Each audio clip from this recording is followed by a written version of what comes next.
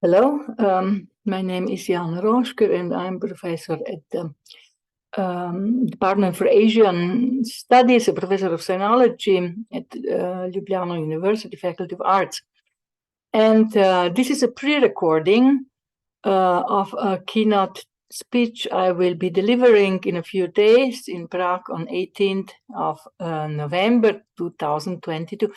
And that's why I would like to take this opportunity first to thank the organizers, especially the main organizer, of course, Professor Olga Lomova, who is a longstanding friend and colleague of mine, and with whom we have been collaborating very fruitfully for a number of years already. But I'm always very, very happy to have the opportunity to go to Prague.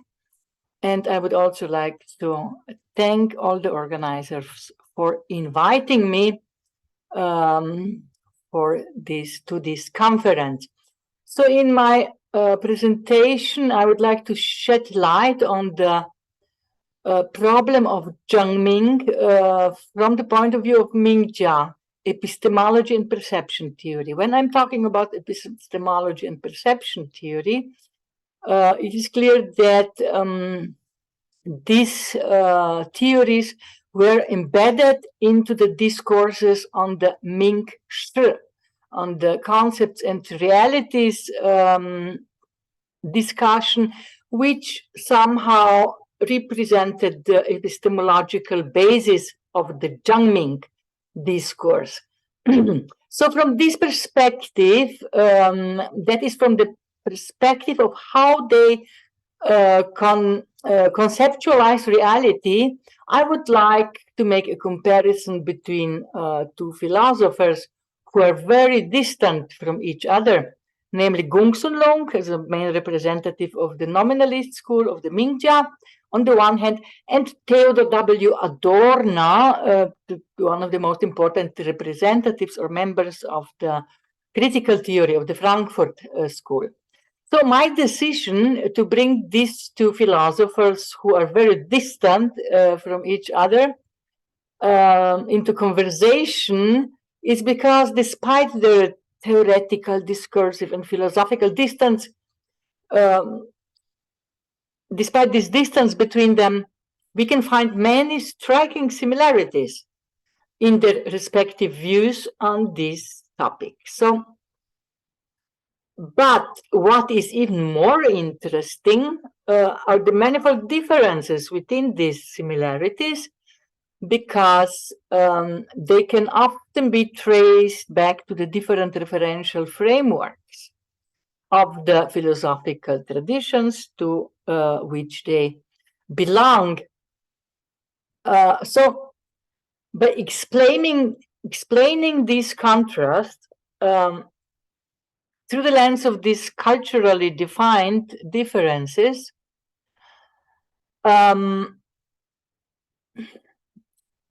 think that we might be able to somehow establish a new form of dialogue, not only between the two philosophers as individual thinkers, but also between the Chinese and the Western intellectual traditions in a certain sense.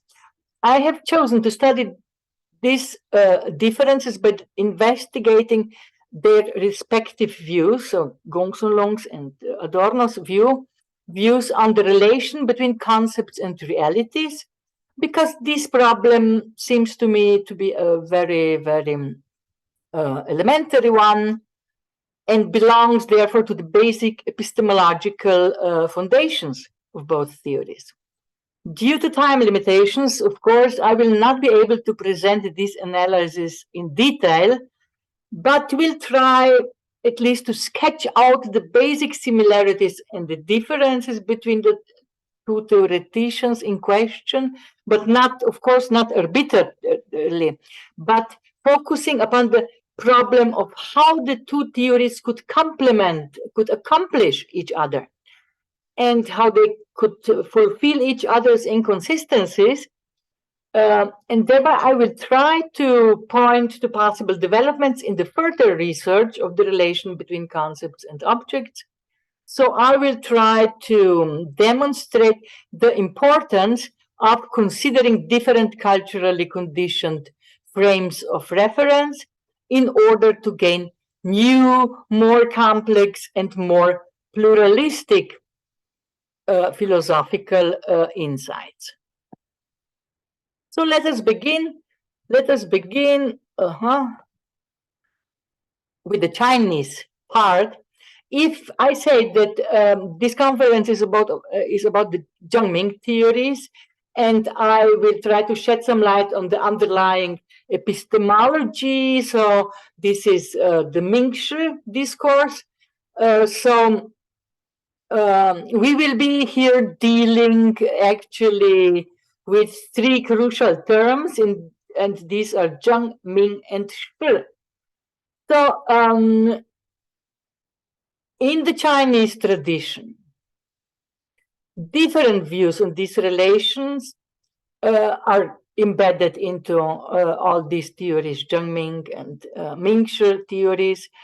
And if we take Mingshi as a discourse elaborating on the relation between names or concepts and actualities, we must consider that within different theories, these same terms, Zheng, Ming, and Shi, mostly have different and not always completely overlapping connotations. And this is why I think that it is really important to clarify the connotations we are talking about at the very beginning of my discussion. What I have therefore to explain in this regard, before I really start talking about this comparative analysis, is my understanding, my definition, in which connotations do I perceive and apply the terms Zheng, Ming, and Shi. This is the application for which I believe that it is also the application of the Mingjia school, or the Gongsun Longzi as its main representative. So, because he, of course, will be in the center of my analysis, so I will now introduce my point of view to the semantic connotations of Zheng, Ming, and Shi as used in Gongsun Longzi before we start with the concrete analysis. So Zheng, Ming, and Shi, and I will start with the most simple and least controversial one, namely the term Shi, because apparently most of the classical schools of thought agree that it refers to actualities, which means it refers to the empirical, immanent, tangible world in which we live, including all objects of this world. Here we have a definition of the term Shi as stated at the very beginning of the Gongsun Longzi Ming Shi Lun. And he defines it like that. He says, Wu yi wu qi suo wu er bu guo yan shi ye. So, and this can be translated in the sense that if we take an object as something that is merely an object and does not transcend itself, then this is actuality. Sure. So the discrete reality is not a phenomenon for Mingjia, for Gongsun Long, but a thing in itself, which does not exist in the sphere of the noumenon, but in the immanent or concrete sphere. It is explicitly said that it implies objects that do not exceed their limits. There is no subject in the game yet. So in other words, what Gongsun Long is speaking about are the objects in the sense of actualities. That is, objects limited to the immanent, to the empirical world. And now, and this sh has been used in the same way in the Confucian and in the Mingjia discourses. In both cases, sh refers to the actualities of the empirical world. But now let's proceed to the Zheng and Ming, to the other two concepts that are in the center of our discussion here. We know that Zhengming was discourse, and this discourse is usually translated in Western languages as rectification of names, where the word zheng is read as a verb, meaning to correct or to rectify. However, I do not think that this translation is appropriate. I'm not completely satisfied with it, although it is only about nuances. Since in his Zhengming theory, Confucius follows the assumption that reality should correspond to names and not vice versa. For him, names are a priori correct. They were established by the ancient sages, and they are bearers of the essence of things they are to denote. So the names are a priori correct. They do not need to be corrected or rectified. What needs to be rectified is the structure of relations within society, not the titles denoting individual status within those relations. So Zhengming is not about rectifying names, but rather about adapting one's behavior to them. How comes? Why do I think that this is a better translation, adaptation instead of correction? If we look at all the authoritative dictionaries of classical Chinese, Gudahanyu, Changyong Zidian, Gudahanyu, Zhen Zidian, and also the classical dictionaries like Shuowan and Guanyin, the term zheng has always been defined as in the following connotations. The most often used one is the connotation of straight, knot, and anger. So it is not, it is, zheng is something which stands like that and not like the Tower of Pisa, sorry. So then we have other connotations like justifies, reasonable, zhengdang, then zhengchang, normal, usual, then guilü, law, regular pattern, then daoli, principle, justification, and what is also very often in foreground is zhenghao, is the connotation of zhenghao or qiahao, which means just right. So, and according to the oldest dictionaries like Shuowan and Guanyin, the epistemological meaning of the word also has the connotation of tailoring, yingqie, in the sense of appropriating an object in accordance with a certain model, shape, or metrics. So here we have a matrix, and then the object has to be appropriated to this template. Even though some scholars took the opposite position, the discourse as a whole is more concerned with the appropriateness of names than fundamentally with the question of their rectification. In this sense, zhengming means appropriate names in the sense of the appropriation of names and reality, or the mutual adaptation of names and realities. So, in other words, I think that zhengming is not rectifying names, but adapting reality to the names. And in the same sense of adaptation, of assimilation, of appropriating this term junk was also applied in the Zhengming discourses, especially in Gongsun Longzi. So, focusing on the theories of the Mingjia, we shall now also look at how the term Ming, this is the last of these three concepts, notions, was applied. So, and here there is a difference between the Confucian and the Mingjia connotations, because it is important to see that their notions of appropriate concepts were fundamentally different from those of the Confucians, even though they basically belonged to the same referential frameworks.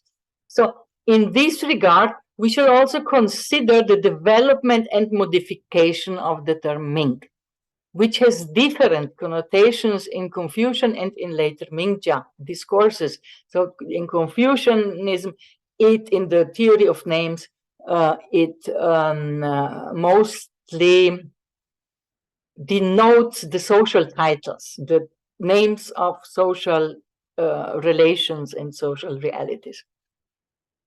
But in the Mingjia theories, this was different. The connotation was different, because although the term Ming refers to names in modern Chinese, and even though most translators and interpreters render this term in the same way as names,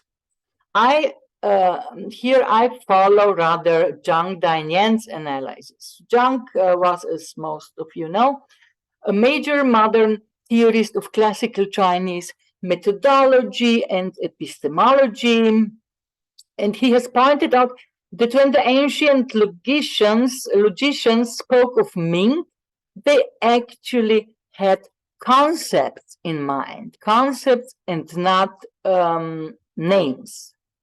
So here is, I will quote him. He wrote, "The notion Ming is usually translated as name or denote in Indo-European languages and also in modern Chinese. However, in classical Chinese philosophy, especially in its epistemological discourses, this term refers to concepts and to the conceptualization of specific objects in external reality." So this is from his famous book, Key Concepts and Categories in Chinese Philosophy, 中国哲学的方法论发展. Okay, so in contrast to the Confucian theory of names, the Mingjia theories, which were dealing with the semantic logic, epistemology, and the theory of perception, were no longer elaborating on names that denoted particular objects and social functions or relations, but rather investigated the conceptualization of external reality. But the formal condition of the appropriate conceptualization of reality for all classical Chinese philosophical schools was the correspondence between concepts and objects. Therefore, the criteria for appropriate conceptualization necessarily had to refer to both concepts and objects. It was not sufficient to look for these criteria only in objects or only in concepts. As such, it is reasonable to suggest, as Fang Yaoming did, that Gongsun Long uses concepts as a tool to regulate or systematize this correspondence, the correspondence between objects and or actualities and concepts.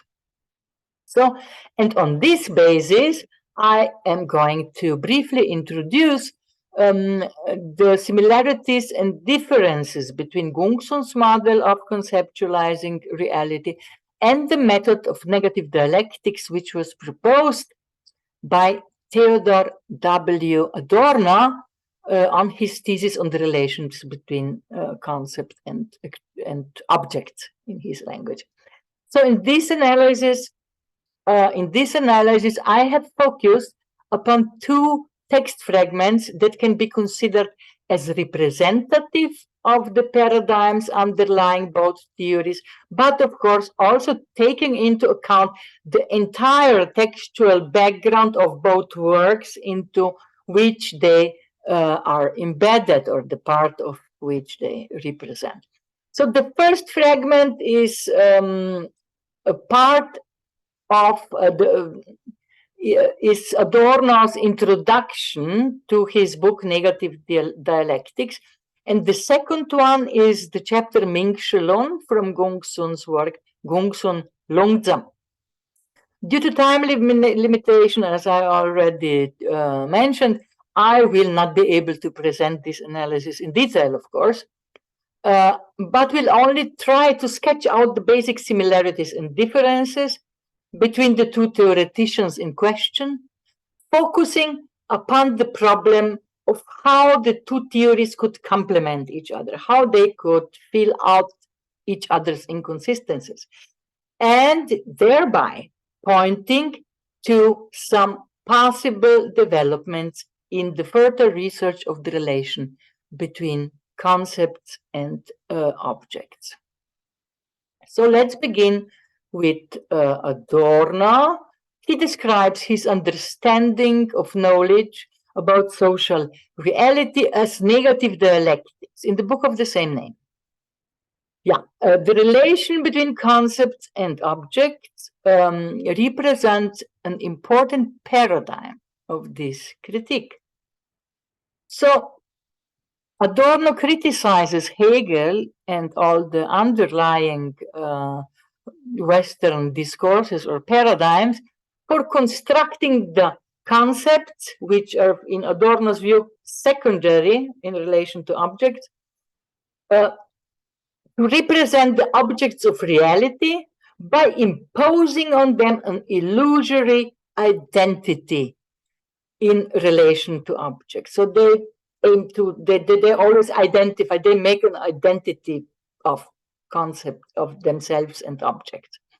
This alleged identity is achieved by eliminating all dimensions that do not fit into the semantic framework of the concepts produced by human thought.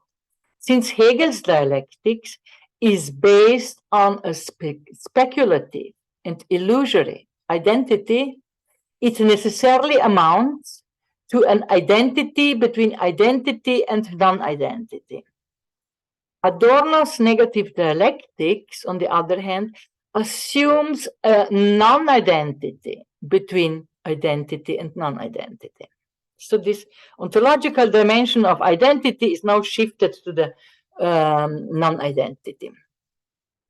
For Adorno, a method based on the concept of dialectic is a prerequisite for a theory that remains open to what has not yet been conceptualized.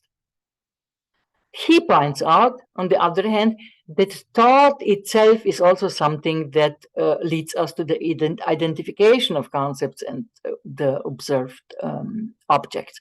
So, but he points out that we rarely think about the fact that this identity, in fact, is an illusion. Traditional dialectics is for Adorno based upon this illusion, which leads to the problem that whenever we are confronted with other concepts of the same reality, we inevitably understand them as contradicting our original conception. So Adorno formulates this problem in the following way, and I quote him again. He wrote, "Yet the appearance of identity is inherent in thought itself in its pure form. To think is to identify. Conceptual order is content to screen what thinking seeks to comprehend. The semblance and the truth of thought entwine. The semblance cannot be decreed away as by avowal of a being in itself outside the totality of cogitative definitions. It is a thesis secretly implied by Kant and mobilized against him by Hegel that the transconceptual in itself is void, being wholly indefinite. aware that the conceptual totality is mere appearance, I have no way but to break immanently in its own measure through the appearance of total identity. Since that totality is structured to accord with logic, however, whose core is the principle of the excluded third, of the excluded, sorry, middle, whatever will not fit this principle, whatever differs in quality, comes to be designated as a contradiction. Contradiction is non-identity under the aspect of identity. The dialectical primary of the principle of contradiction makes the thought of unity the measure of any heterogeneity. As the heterogeneous collides with its limit, it exceeds itself. So, in Adorno's view, Hegel's dialectics, based on such a problematic identitarian relationship between concepts and objects, can hardly lead to new insights.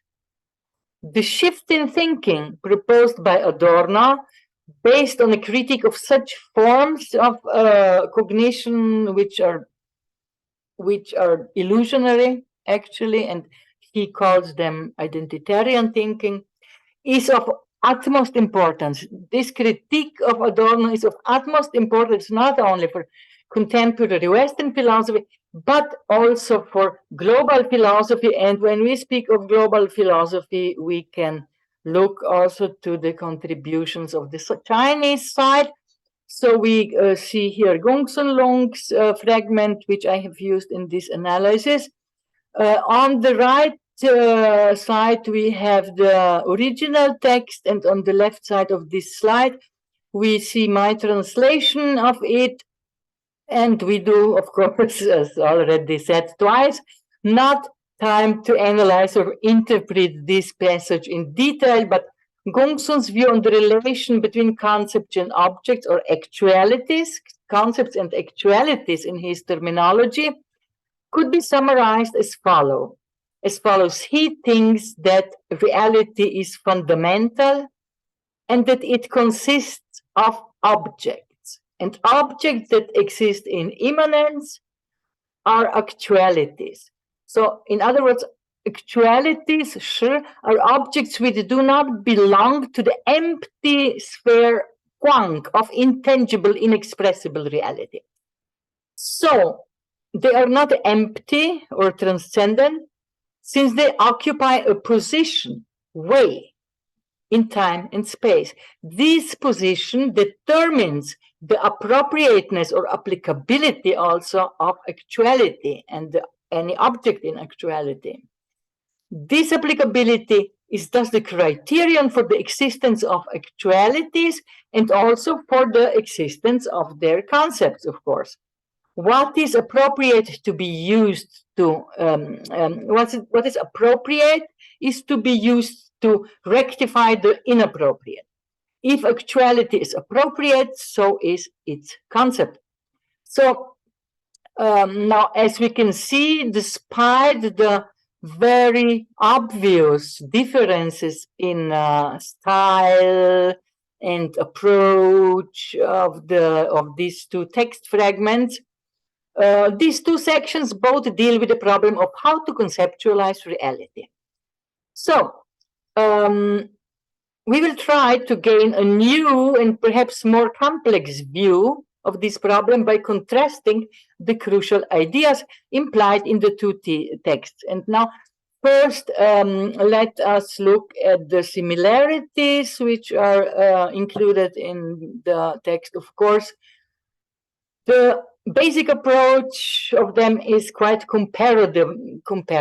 They both deal with the relation between concepts and objects, or concepts and actualities in Gongsun Longzi's case, but actualities are also, of course, a kind of object. So they also both start from the appeal to clarify the theoretical foundations of this relation in order to solve certain problems of the that could lead to social improvement of societies in which they lived. So the crucial aim of both is to change the world. While Adorno aims to develop a new method of epistemology that could lead to a fundamental transformation of society, Gongsun's central goal in this regard is the improvement and regulation of communication as the basis for social peace and the better institutional order. But in this sense, they are both meant to change the theories they made are in both cases meant to change their world, and they said that explicitly in both fragments, in each of the fragments.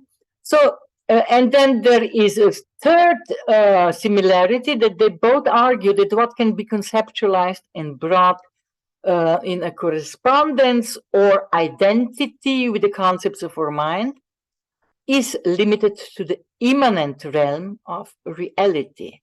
But they also both acknowledge that the existence of another realm which can conceptually not be grasped, which cannot be conceptualized, not expressed, because it is transcendent and intangible. It transcends the empirical sphere. So they both acknowledge this, the existence of this sphere, but now on the basis of these three similarities we have identified, we could also identify some differences, and there are two differences that are visible in the scope of these three similarities. Within these three similarities, the approaches are very different. So the first difference we will now elaborate on is it regards the problem of a sphere that lies beyond the immanent realm, which can be conceptualized. This is the realm of conceptually intangible and inexpressible reality. This was this third similarity in which I said that, for which I said that they both acknowledge the existence of this realm. So this realm can be viewed as the void, and they both have also they have denoted it as the sphere of the void. So, but they deal with it in a completely different way. For Adorno, direct expression of the inexpressible is not of the inexpressible void is not possible, but it can still be expressed, although not conceptually, not directly, and beyond the laws of logic, as in, for instance, in great music. For him, such expression is the only way to overcome the contradiction and the conservative impasse of Hegelian dialectics, in which the subjective conceptualization of the object of reality, always in a linear development of particular phases, constitutes an illusionary identity of thought and reality. So, but in Gongsun's view, the void of inexpressibility is something that extends beyond actuality. It is intangible because it does not occupy a position in time and space. But unlike Adorno, Gongsun does not aim to grasp this indescribability, which consists of objects without a position in time and space. Although he makes a strict distinction between epistemological and ontological views, and although he is well aware that transconceptual reality is indistinguishable, he is simply not interested in the true totality, that is, in a being in itself outside the scope of cogitative definitions. So, and now let's look at the second difference. It regards the notion of identity between concepts and objects, and also how this identity relates to the changing reality. So it is about identity and change. They both, of course, speak about identity. This was the second similarity. But although Adorno admits that identifying concepts and objects is a tendency of human thought, his criticism is directed against the alleged identity of thought and reality, for it is a mere semblance that necessarily leads to contradictions that exclude all heterogeneity for the sake of a unity that comprises identity together with its non-identity. With his negative dialectics, Adorno aims to change this direction of identity-based conceptualizations and give them a turn towards non-identity. And besides, he points out that concepts always refer to objects, but objects themselves cannot be identical with themselves, for they are embedded into the dynamic process of course, ever-changing reality. But Gongsun Longzi, on the other side, his treatment of identity, of course, we have seen, refers only to the identity of concepts and actualities in the immanent version of the immanent version of this is the immanent version of the object. It does not refer to the identity of concepts and those objects that are external to actuality. So in this context, Gongsun aims at such an identity which is limited to a correlative identification in the sense of the correspondence of concepts and actualities. Gongsun also deals with the question of how the fixed concepts relate to the changing nature of actuality. He also problematizes the idea of identity and change, or identity in change, in the first part of his essay Tung Bian Lun, in which he states that that which expresses change is not changing. But he also connects this problem to the question of how the oneness of the concepts relates to the manyness of the objects in actuality. This relation can be understood as a relation between change and non-change. So in Gongsun Long's view, non-change can be related to change just in the same way as one relates to many. So, and on the now, as we have looked to the differences between these two approaches, this contrasting analysis can help us identify the respective insufficiencies of the text. And why do we have to see these insufficiencies? Because this will be the basis then to see how the two theories could complement each other. So Adorno's critique remains embedded in the static nature of identifying thought. His breakthrough into the non-conceptual realm is achieved through the application of the concept of non-identity, which merely offers a change of direction to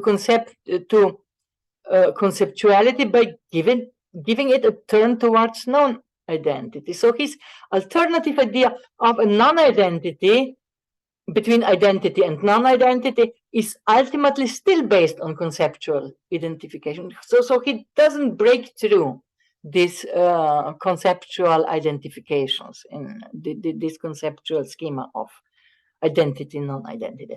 Gongsun Longzi, on the other hand, denies the relevance of the non-conceptual void without considering that this is the only realm in which human reason exceeds the physical limitations of the humankind. In this respect, such a transcendental illusion still has positive effects on human life and progress. Here, Gongsun's somewhat conservative adherence to the immanent sphere of realities cannot lead to any kind of positive or constructive development that would be triggered by an active subject. Yeah, so now we have defined these insufficiencies, and on this basis we can identify how they can mutually complement each other. Adorno can be complemented by Gongsun Lung because the identitarian thinking rooted in three basic laws of formal logic, identity, contradiction, and the excluded third, which are inherent in Hegelian dialectics, could be replaced by the principle of complementarity that governs traditional Chinese dialectics and has nothing to do with identity and non-identity. So in this model, there is also no synthesis, which represents big problems for Adorno. It has a synthesis, but the synthesis is not a separated new phase in this linear or cyclical thinking, but rather a new temporal unity that is inherent in the interaction between the two oppositional notions, in our case, concepts and objects. So the absences of this traditional Hegelian synthesis offers new possibilities for eliminating the totalitarian unity of thought and reality. So in this sense, such a model could offer an alternative to the traditional identitarian dialectics criticized by Adorno, whose vision, despite his lucid critique, has still not managed to go beyond the all-encompassing totality of identity and non-identity. Gongsun's discourse, on the other hand, of concepts and actualities could be enriched by the idea of the intrinsic value of the non-conceptual void, because it is precisely this transcendental realm that is a necessary condition for the possibility of conceptualizing actualities. Such an insight could undoubtedly expand Gongsun's system, because after all, he was certainly aware that everything we think is thought into the void, and none of it is really thinkable before meaning emerges as a kind of solidity that fills the void so that it is no longer empty. Buquan. What he has not taken into account is the fact that non-conceptual meaning can also be expressed, even if such expressions are necessarily limited to the aesthetic realm. And now that we have mentioned the aesthetic realm, we could also conclude with some additional perspective on the problem under investigation, additional perspective of how to implement further research on the relation between concepts and objects, because it could be linked to the method of the fusion of Jingjias, of the fusion of aesthetic realms. This is a method that I have been developing in some other articles of mine. So Jingjia, because Jingjia is a non-conceptual hermeneutical tool that originated in the early medieval discourses of Chinese Buddhism, and it was then taken up by some pioneers of the modern Chinese theory of Chinese aesthetics. And this connection, which could link Gongsun's immanent world of concepts governing actuality with a transcendent sphere of free sensation, is made possible by the fact that for him, it is qualities that form the substantial basis of the mind's conception of objects within the originally indiscriminate, non-conceptual void. And Adorno could doubtless agree that it is precisely these qualities that constitute the link that returns all objects that are separate in the mind's conception to an underlying unity that is reflected in the mutual relations between these objects. In this sense, a contrastive investigation of the two discourses that constitute the central object of our study may reveal some additional perspective for further research on the problem under investigation on the problem about the relation between concepts and objects. And yeah, and with this humble thought, I would like to conclude today's talk, and I would like to thank you all for listening so patiently and not to have fallen asleep. Thank you and goodbye.